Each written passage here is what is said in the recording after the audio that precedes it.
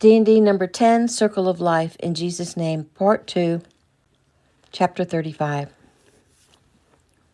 It's October 31st, 8 p.m. Eastern Daylight Time, Monday evening, Tanner home, Pine Forest, Georgia. Keegan Tanner put down his phone and looked around the den at all the anxious eyes of his daughters and wife with a smile. Gabe says hello and he loves you and misses you. I want Gabe, Ira said softly. Lizzie nuzzled her 2-year-old's head. I know, baby, she whispered. Me too. Dad, come on. How is Eric? Rose demanded. Keegan smiled. Young Eric is resting comfortably in the hospital. One of the cuts to his chest was infected, and he's been being treated for that infection. He has a concussion, and he had several knife cuts that were very shallow, all cleaned up and bandaged, no stitches needed. He's going to be fine, and they're actually going to let him go home in a few hours. They want to watch him a little longer because of the concussion and the drugs found in his blood work. Which were? Lizzie asked. Propofol and midazolam. Lizzie shook her head. Stupid idiots. They could have killed him. Yeah, no one has made mention that Peter Perez was smart. I'd be mad at him if he wasn't dead, Rose said, but I guess I shouldn't judge. That's right, Rosie, Vi put in. It's between him and God now. Dad, Daisy began, how is Eric going to feel, about killing all those guys?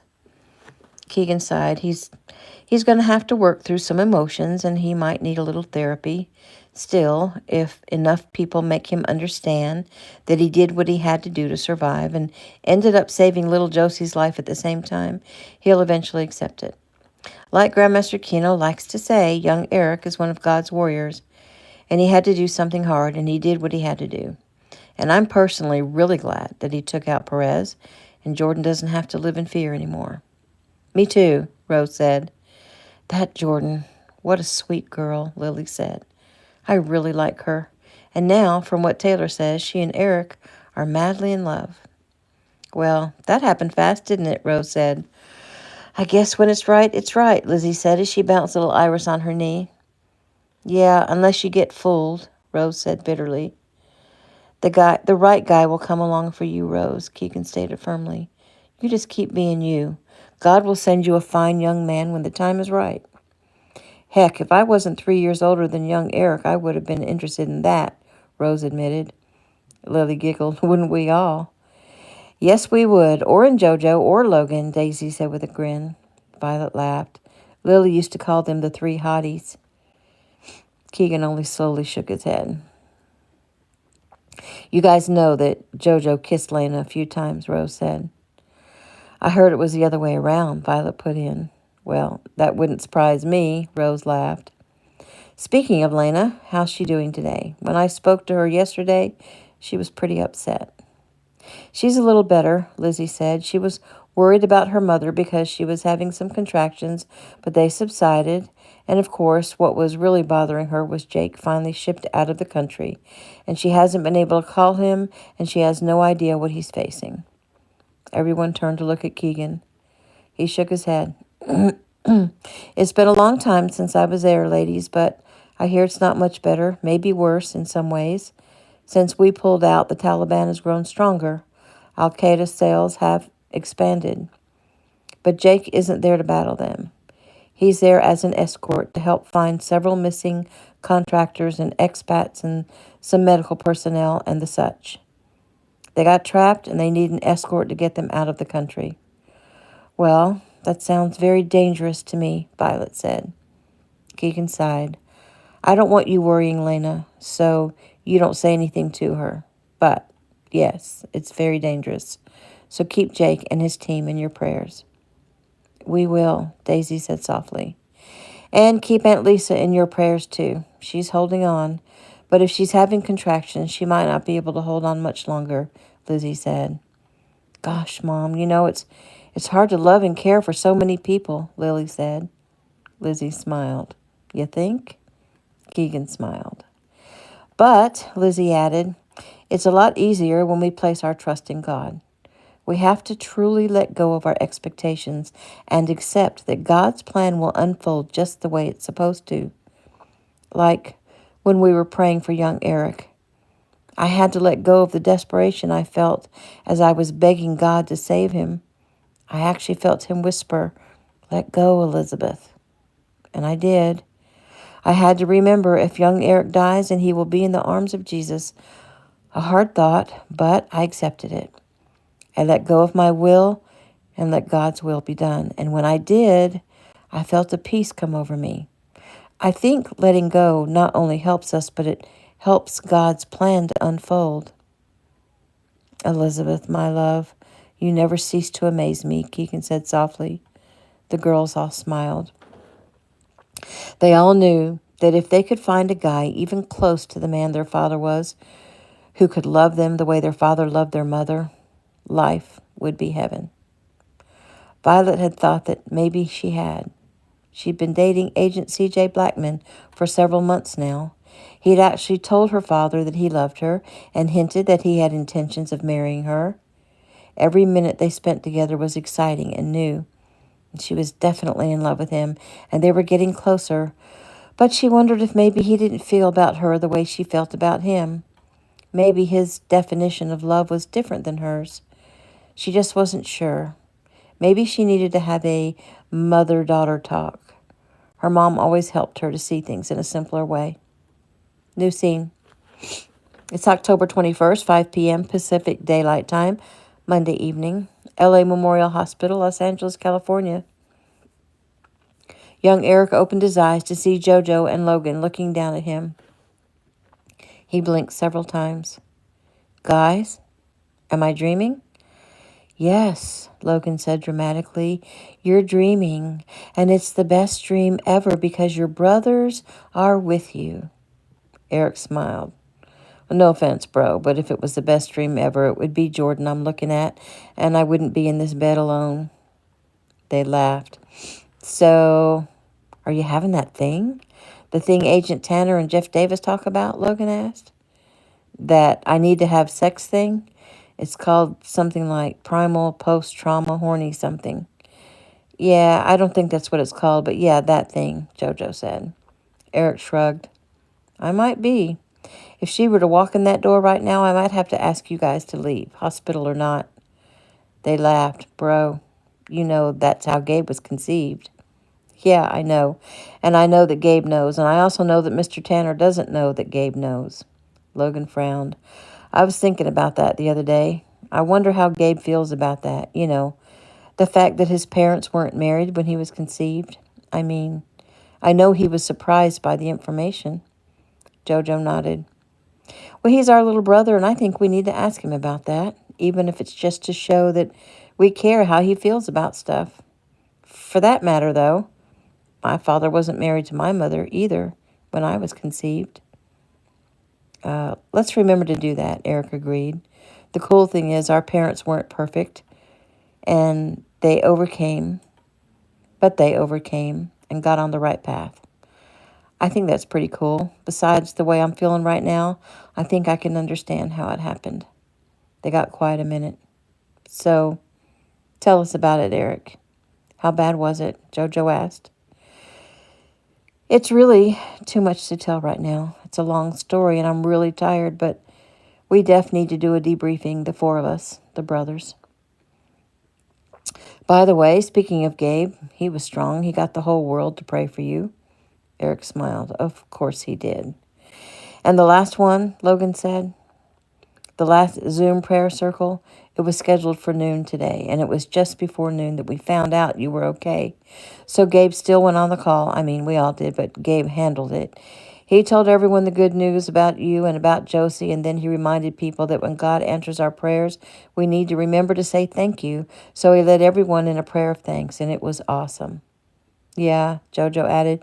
"And then Isla told us about one of her followers who was in a car accident yesterday and clinging to life, and so we prayed for him. And then Gabe congratulated all of Isla's and his own followers who were so dedicated and such great prayer warriors, and said he was going to make a new group on his site and that you will be able to sign up to be a prayer warrior. and that whenever they hear of someone who needs prayers, they'll get a notification of who and why and what time to pray and all. He said that the group on that Zoom call may not know it, but they are one of the most powerful groups in the world, and he hoped they all sign up to be prayer warriors. Eric smiled. He never ceases to amaze me. Logan glanced at his watch. Wow, it's almost dinner time.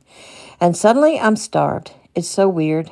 When we woke up this morning, we were all really anxious, really worried, really stressed, man. No one could force themselves to eat. And now I'm so freaking happy, and I want to eat and celebrate. Yeah, a lot can happen in a day, Eric said softly. Well, I have to call my coach and let him know that I'll be at practice tomorrow. Oh, Jojo, I wasn't thinking. You didn't go to practice? Did you play your game Saturday? Yeah, but I shouldn't have. I played like crap and we lost. Oh, man, I am so sorry, bro. That's my fault. Yeah, Jojo said sarcastically. It's your fault. Would you please stop getting yourself drugged and kidnapped and jailed and stuff like that? I'll do my best. I'd appreciate that, Jordan said as she came in the door, her beautiful smile lighting up the entire room. Hey, Jordan, Eric said reverently. Hey, three. She looked at Jojo and Logan. According to the nurse, one of you has to leave if I'm going to be here. Jojo laughed. According to Eric, we both have to leave. Come on, Logan, let the man do his thing. Eric chuckled. See ya. Jordan smiled sweetly. I'm sorry I couldn't come see you earlier. Your family was in here and I used the time to go see Josie. He crooked a finger at Jordan. Come here. Smiling, she came close to his bed, leaned over and kissed him, and the tears came. Oh, three. I love you so much. And I was so scared. I love you too, baby. Don't cry. He smiled at her. I have a mind to pull you into this bed with me. I need to be close to you. You can pull me anywhere you want, she said with a sigh. She studied him a moment. How are you feeling? She asked, taking note of the bandages on his chest and stomach. I'm better. I have a concussion from being hit on the back of my head against a concrete wall. I have a small infection in one of the cuts on my chest. I'm on antibiotics, and the blood tests show that I've been injected with both propofol and midazolam. They're just keeping me for observation right now. But I'm going home sometime this evening. I know you're happy about that. Yes, I am. But I'll be happier if you come stay at my house tonight. She smiled. Me too. Much happier. I can't stand the thought of being away from you. Tears formed again. I thought I'd lost you. I thought me coming into your life was what killed you. What? You know, because Peter wouldn't know you if not for me. He sighed. Everything happens for a reason, babe. You and I were meant to be together. God placed us together. And when the dark forces of this world saw that, well, they couldn't let two people of light get together and make more light, so they commissioned their minions, like Peter Perez, to do their work. You can't blame yourself, and you can't let the demons of this world scare you and keep you from doing what you know God wants you to do. And what does God want me to do? He smiled. Well, my baby, that's a question that everyone asks. And I could easily answer that for you, but that wouldn't be right because my answer would be a little biased. So that means you have to pray more and develop that relationship with him and ask God specific questions. He'll answer you. He'll give you a knowing or an idea, a dream, something. You just have to learn to know his voice. Lots of times people pray and say God never answers them, but it's because they're not really listening. They're not recognizing the messages he sends.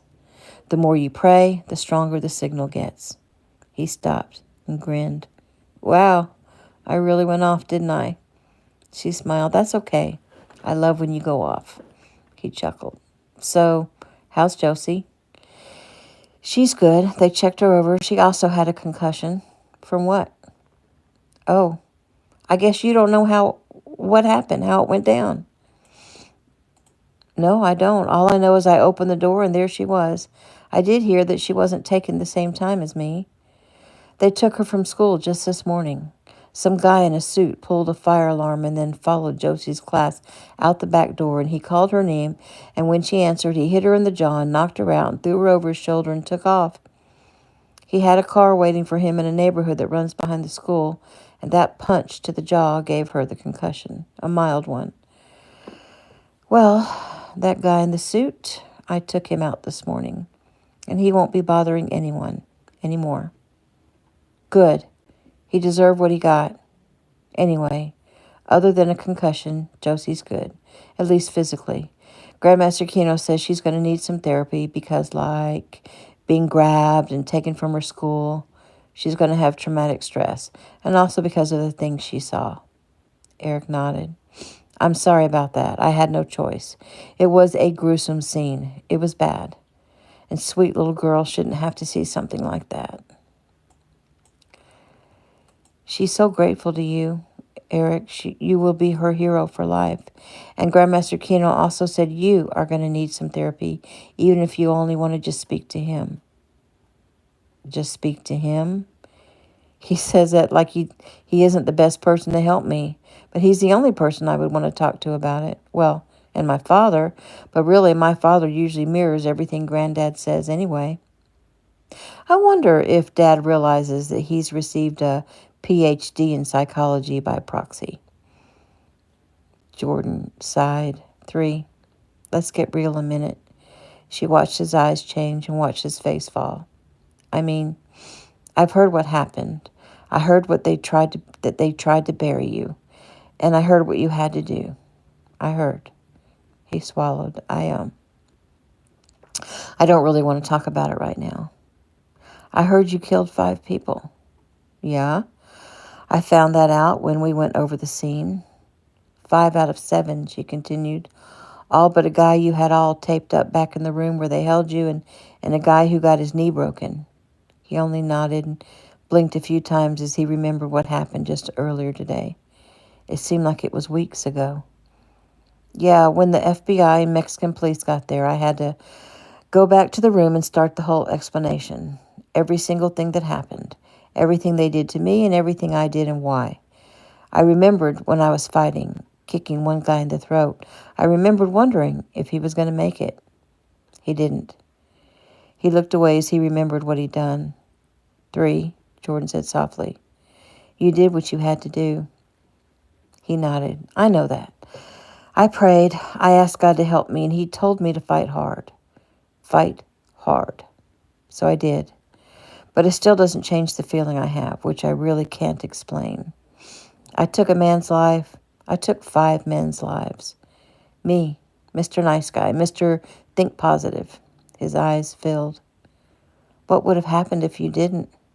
He blinked the tears back. I don't know. I guess Josie and I would be suffering in our own personal hell right now, stuffed in a wooden box, buried underground, not able to move, waiting and wondering if anyone would ever find us. He shuddered. When they put me in the box that first time, it was only for a few minutes, and I completely fell apart. I asked God to take me home, to end my life. I couldn't face it. He looked up at Jordan. That kind of makes me a coward, doesn't it? What are you saying? No, of course not. I would rather die than to face that hell and maybe try to get back to you. That sounds pretty cowardly to me. 3. When people are on fire, the only thing they're thinking about is to put out the fire. And we don't think they're cowardly because they want to put out the fire, do we? No. That's all you were doing, 3. You were asking God to put out the fire. I don't blame you for that. I'm not what you would call claustrophobic, but the idea of being in a tiny box and buried underground, that is a nightmare to anyone, and no one would blame you to desire a speedy death rather than a long, torturous death. Please, 3, please wipe those thoughts from your mind. You are not diminished in my eyes in any way. You are brave and strong and good. You're good, 3. You're special. And I love you, and God loves you.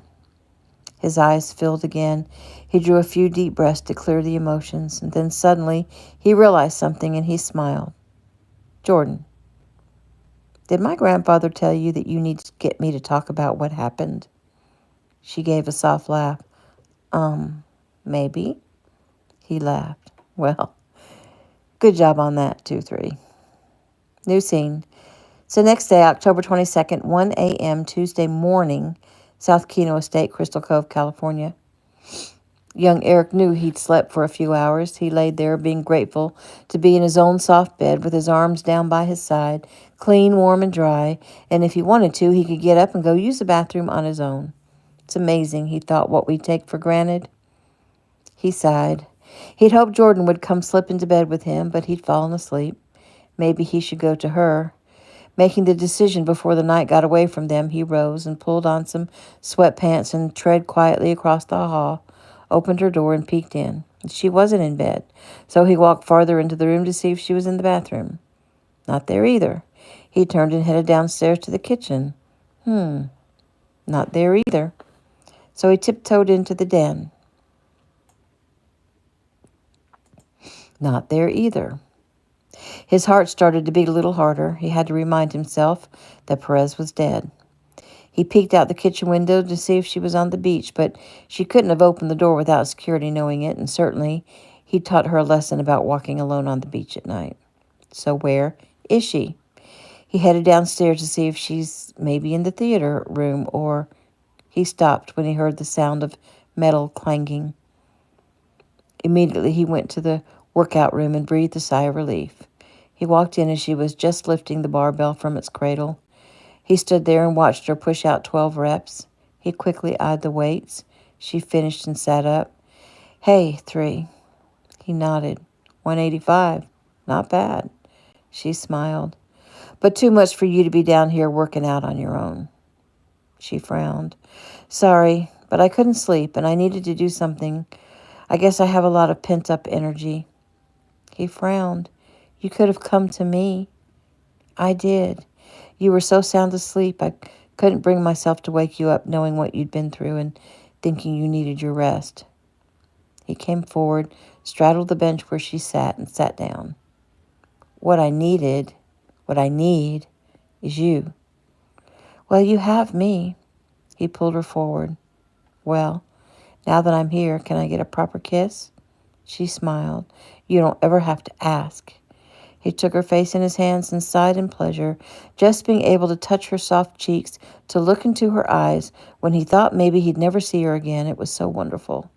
He touched his lips to hers, and the moment he did, his whole body surged forward. He groaned, and she moaned as they deepened the kiss, but the kiss was interrupted by a large growl coming from Eric's stomach. He pulled away with a chuckle. I'm hungry. You want to help me raid the refrigerator? Sounds like fun. He took her hand and they went upstairs to the kitchen. Eric went to the refrigerator. So, you want good for you stuff or just good stuff? What's the good for you stuff? Well, I could make you a sandwich, or we could cut up some fruit, or I could scramble you up some eggs. She frowned. And what's the good stuff? Well, there's some butter pecan ice cream, which sounds a little plain, but I always cover mine with chocolate syrup and whipped cream. Or there's some white chocolate macadamia nut cookies and with a cold glass of raw milk. That is really good, too. I'll take the ice cream, she said, licking her lips. He smiled. Good choice. Young Eric quickly dished out 2 bowls, brought them to the table with spoons and chocolate syrup and whipped cream. They sat at the kitchen table side by side. Eric smiled as Jordan squirted the chocolate syrup over her ice cream until it was swimming, and then added a huge mound of whipped cream. She scooped up a huge spoonful and stuffed it in her mouth. This really hits the spot, she purred. He was so intrigued he couldn't speak. She looked up at him. What? He grinned. Do you think you got enough chocolate on there? She laughed. Maybe not. She grabbed the syrup and squeezed more over the top of the whipped cream. He laughed. Ah, Jordan, you are adorable. You know that? She giggled. So why were you having trouble sleeping? She shrugged. There's so many emotions running through my brain. I mean, Peter's gone. That's a relief. But it's also weird. It's like He's always been there, like even when he wasn't around, I could always feel his presence. Now he's gone, and now I thought I lost you, and here you are sitting at the kitchen table in the middle of the night eating ice cream. How cool is that? She giggled at her pun, and he shook his head. When you make your dad jokes, I fall more and more in love with you. She smiled up at him as she scooped up another big spoonful of ice cream. What woke you up? She asked with a mouthful. I don't know, but when I woke up, I realized you didn't come to my room, and that made me very sad. And I also realized that my arms weren't suspended over my head, and I could actually feel them. Jordan nodded. Wow, I didn't think of that. I want you to tell me every single thing that happened, every single thing you went through. Why? I need to be able to understand what you went through because I love you and I just need to understand. Well, I'm not sure that I really want to talk to you about it. You don't have to tell me it all at one time, just a little at a time. Like, you just told me that you lost the feeling in your arms from them being suspended over your head. That's all you need to say this time. He frowned. We'll see. And you know what, Jordan? I want to know what you went through, too. I want to know from the moment you realized something happened and through to the moment I called. Well, I was in so much shock, I'm not sure I can remember everything I went through. I'll tell you one thing, though. That Jojo, your brother, he stayed by my side. He made me eat and drink and shower and even join everyone on the beach. He said it was what you would want him to do. And even when I told him I wanted to be alone, he refused because he had to honor his brother. Young Eric smiled and his eyes filled again. It seemed he'd become an emotional wreck, but the thought of Jojo saying that, it touched his soul. He sniffed. I'm glad he looked after you for me. He's a good guy. He was born 6 months before me. His mother died of brain cancer within a few weeks of his birth. His father, my Uncle Mark, didn't even know she was pregnant and had no idea he had a son. What? Yeah, it was a strange time. His mother was like a runaway, and Grandma took her in off the streets, and she came to Uncle Mark's bedroom on his 18th birthday with the intention of relieving him of his virginity. Well, mission accomplished. There was actually a lot more to it than that, but it's a long story.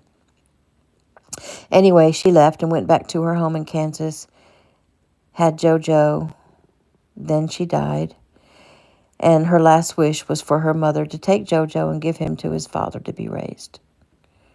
Oh, well, bless her heart. I mean, her mother. She lost her daughter and then lost her grandchild too. Well, she didn't lose him. Mark and my grandparents said the only condition for them taking Jojo was that Jojo's mother's parents, play a very active role in his life. And they paid for all of their expenses to come out here to visit whenever they wanted. Of course they did, Jordan said with a smile. And then when Jojo got old enough to visit them, he went to see them pretty regularly, and Mark pays for them to come and see Jojo's games whenever they can come. But I've gotten way off track. I was going to say, when Jojo was brought to Uncle Mark, he was leaving to start college in Hawaii on a football scholarship. So Jojo lived with my grandparents for the first 4 years of his life, and Grandma was the only mother-type figure he's known, so he's really close to her. Anyway, since Jojo lived just a few minutes away at my grandparents' house, we were like always together. I spent the night with him on a regular basis, and he spent the night with me here on a regular basis. So, we really are like brothers. We're really close, though it may not seem like it because he's been like 24/7 football for the past 4 years. And he's really close to Aunt Jeffy too, like a little brother to her, because she was only 8 when he came to live with her parents. Oh, yeah, that's right. She's not that much older than you. I know it's hard to see that because her brain may as well be 100 years older than me. Jordan giggled. I've said it before and I'll say it again. Your family is really interesting. And it's weird to think, but they're not perfect, huh? What do you mean? Oh, your Uncle Mark had sex before he was married. Yeah, It happens. And though he made a mistake and talks about repentance and regret, he says JoJo was meant to be, and the two of them are really close. Like you and your dad. Oh, absolutely. But Uncle Mark and JoJo are a lot closer in age. My dad was 31 when I was born. Uncle Mark was 18 when JoJo was born. She nodded as she finished her last bit of ice cream and then licked the spoon, and young Eric watched her and felt his heart begin to race. He made himself settle down. She turned and looked into his eyes and smiled, and then frowned. "What?" he asked. She sighed. I'm just looking at your face." She reached out and touched a bruise on his cheek. "As swollen as your eye was in that first video, I would have thought that you'd have a big shiner, but it doesn't look too bad. The swelling is down. You do have a bruise right here," she said, as she gently touched his cheek right below his eye. "And you have a few scratches here," she said, as she touched his other cheek and then his forehead. He grabbed her hand, brought it to his mouth, and kissed it. Smiling at her, he reached out and touched the edge of her mouth. "And you have some chocolate right here," he said softly. He leaned forward and kissed it away, then pulled back and stared at her. She sighed at the intimacy of the gesture and looked into his eyes. They were large and brown and so kind and gentle and compassionate.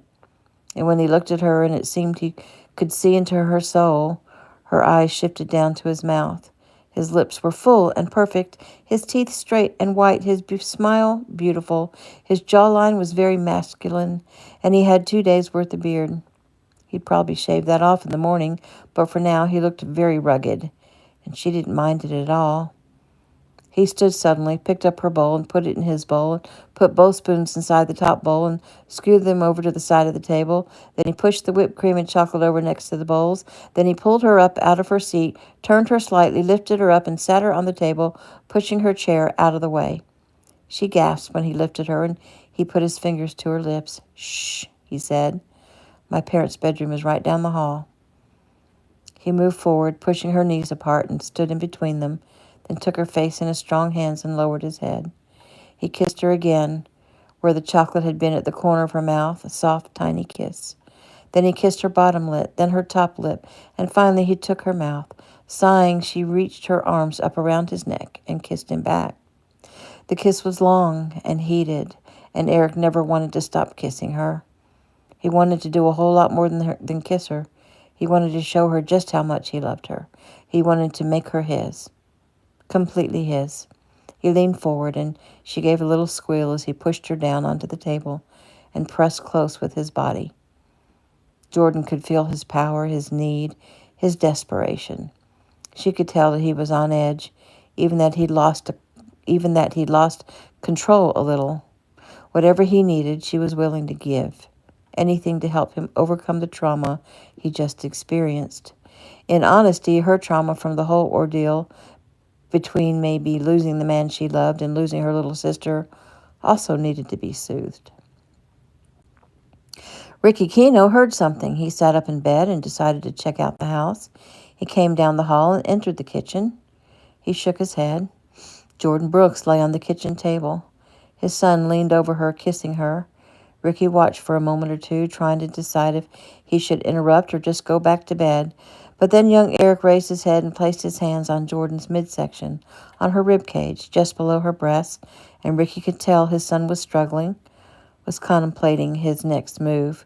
Should he or shouldn't he? Ricky had never been a coward and never shirked a responsibility, and he decided to step in to help. "Don't make a choice you'll regret," he said softly. Young Eric sprang away from Jordan, who gasped and sat up quickly and got off the table. "Dad!" young Eric exclaimed. Ricky smiled apologetically. "Sorry, guys. I heard a noise and came to investigate." He eyed the kids. Jordan's face was pink with embarrassment, and young Eric looked a little angry. Ricky gestured toward the table.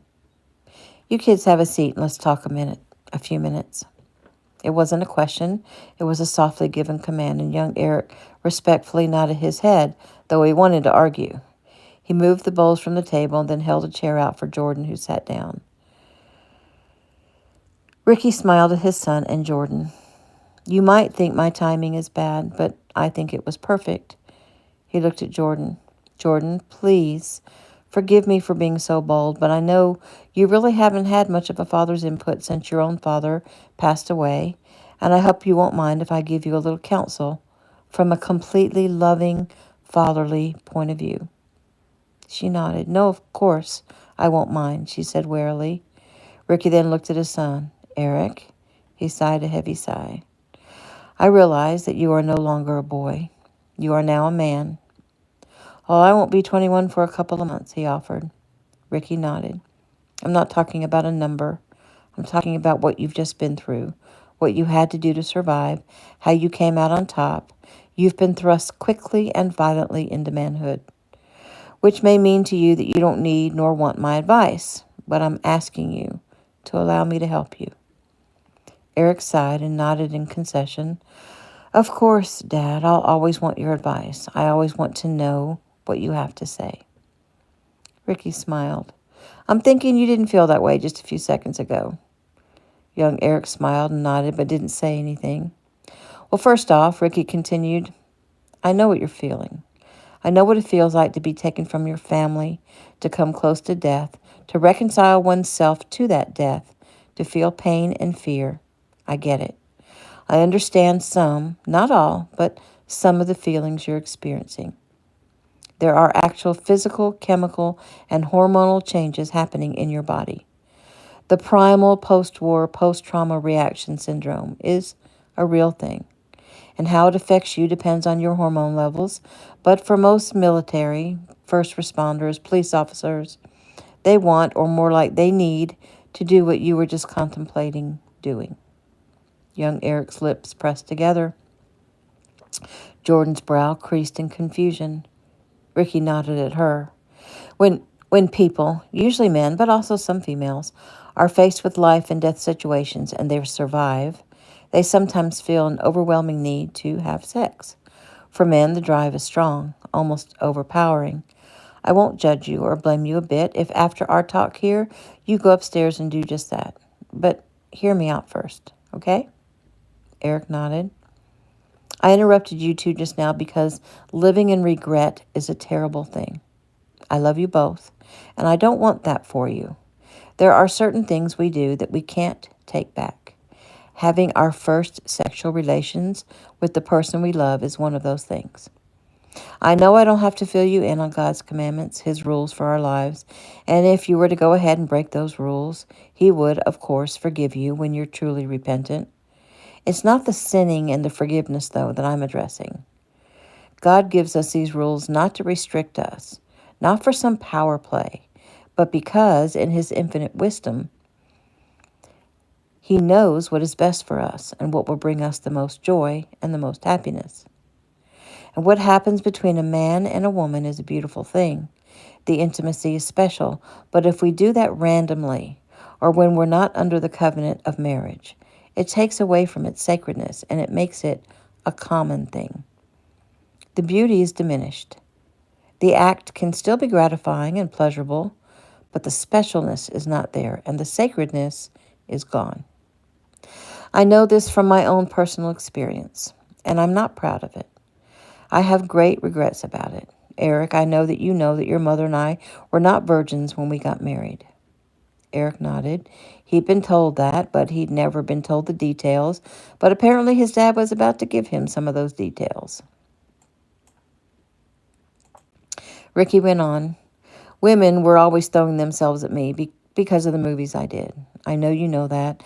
I resisted for a long time, and finally one night, at a time of weakness, feeling down, I gave in.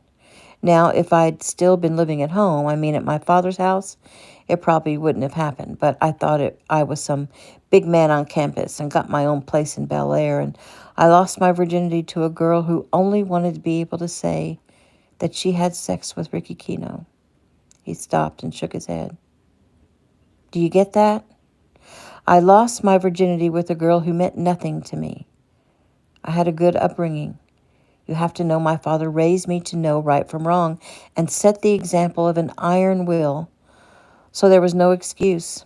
I simply was weak, and I fell, and the regret, I still feel it deeply. When you lose your virginity, it should be a special time. It should be with the woman you've vowed to always love. And if you wait until that woman is your wife, the joy you will feel on your wedding night is true bliss. That's why they call it wedded bliss. He sighed. Anyway, it gets worse. That girl, she wasn't the only one. I went down that road and completely lost myself. I'd been a Christian all my life, but I chose to go down that road. I did because I was miserable. It was my friend Steve Reynolds, whom you know, Eric, who made me realize that I was miserable because I was in love with your mother. I always had been and always would be. In my heart, I knew that, but in my mind, I thought she was unattainable. But Steve got through to me and convinced me that I needed to get my act together and go after the woman I loved. So I went home. I had a long talk with my father. I confessed to him what I'd been doing, and he set me straight. I repented for all of my indiscretions. I begged God for forgiveness. I felt so ashamed. My heart was so heavy. And one of the reasons, maybe the main reason I felt so bad, was because I realized the whole world was watching me, and the whole world knew I was a Christian. So how much harm did my indiscretions really cause? Who was searching and saw my example and wrote off Jesus because of me? That is a heavy weight. I had to make it right. So I had to let the whole world know that I'd broken God's rules. I willfully sinned, and I was sorry, and I was repentant. And this is something I never want either of you to feel or experience. So I'm hoping that by confessing these things to you, you can learn from my mistakes. But there is more to the story. As soon as I repented and felt like I had taken on a new lease on life, your mom also arrived home from being away filming a movie on location. I was so happy to see her. We'd hardly seen each other at all in years, maybe at Christmas or Thanksgiving dinner, and even then, she wouldn't give me the time of day. Why? Jordan asked. Ricky smiled. Well, I think I insulted her back when she was 18, and she built up resentment from there. Young Eric nodded. That was when she asked you to take her virginity because she wanted to learn about sex and you refused because of your faith. Ricky nodded. Right. Way back then, she wasn't a Christian and she didn't understand it, and we dated and she liked me but said she wasn't in love with me, and I was immediately in love with her, but she was young and wanted time to date around and have some fun and get to know other guys, and in that way get to know herself. She wanted me to have sex with her knowing that she didn't love me. I couldn't do it. I gave her the space she needed, and since our parents got married and had a child together, she started labeling me as her brother or her stepbrother. Either way, that label grew so that even she did finally realize we were meant to be together. She felt like she couldn't stand the publicity of dating her stepbrother. But everyone knew you weren't really related, right? Jordan asked. Yes, but you know the press. They can be very cruel and compared us to Greg and Marcia Brady from the Brady Bunch. Who's that? Ricky chuckled. Never mind. It's a TV show where they're a blended family. They were step-siblings. I'll show you later, young Eric said with a smile. But what I'm getting to is that even though I just repented, I turned around and, well, I seduced your mother. I made the choice to do that because I couldn't think of any other way to get her to see me as a man and not as her brother. I'd made the decision to go after her, and I was going to do exactly that. I went after her with guns blazing. And I guess it worked, young Eric said with a smile. Yes, it did. And then I had to explain to your mom that we weren't going to keep doing it until after she married me, and that I needed to repent again because I wanted God's blessing on our union. And that's when she began to really learn about God and Jesus and their plan for us. Think about it. Think about it. She may have never turned to Jesus if I hadn't repented again and told her about our needing to save it for the marriage bed. And your mom, Eric, she is amazing. Once she became a Christian, she went at it full force because she doesn't do anything halfway. And now she is so dedicated. You heard her talk from a few weeks ago in Nashville. She is amazing. I love the way you love her, young Eric said softly. Ricky nodded. And I want the same thing for you and Jordan, whether you marry each other or someone else. Jordan gave a slight gasp of indignation, and young Eric reached over and took her hand and squeezed it, letting her know there won't be anyone else. Ricky smiled and went on. I don't want you to regret not doing things right, because when you do it right, when you share the special intimacy reserved only for your wife or your husband, it will glue you together for eternity. Because of what you share on your wedding night, it creates a bond that is almost unbreakable. That is, if you do it right. Young Eric's eyes opened wide. Ricky nodded. Yes, I'm talking about caring for your wife's feelings and not just complete the act. Anyway, so what I'm saying is this. Do it right. Wait. Resist temptation. Eric, I know what you, and actually Jordan too, have just been through has been traumatic. You're feeling a certain way.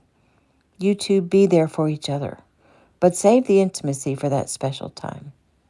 He looked directly at Jordan. And Jordan, things are different for a man than it is for a woman. They get aroused much easier than women do, and it's harder for them to resist temptation. So you, as a woman, can help him. I could see when I came into this room tonight that what he was contemplating. And I could also see that you were completely willing to give him whatever he asked of you. She nodded and then looked down. It's okay.